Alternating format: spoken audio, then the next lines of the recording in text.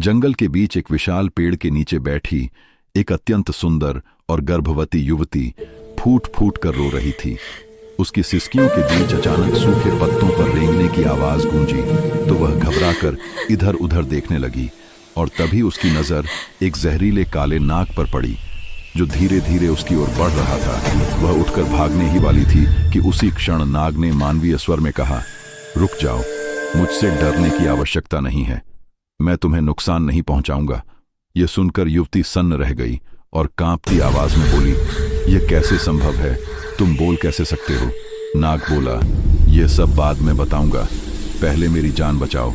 एक शिकारी मेरा पीछा कर रहा है, मैं बड़ी मुश्किल से बचकर यहां तक आया हूं, तुम मुझे अपने दुपट्टे में छुपा लो।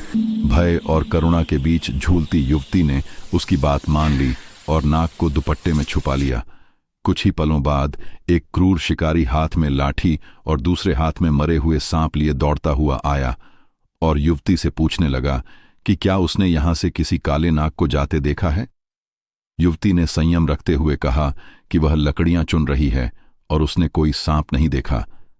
शिकारी यह कहता हुआ चला गया कि अगर कहीं सांप दिखे तो उसे मार देना, क्योंकि वे बहुत खतरनाक होते हैं।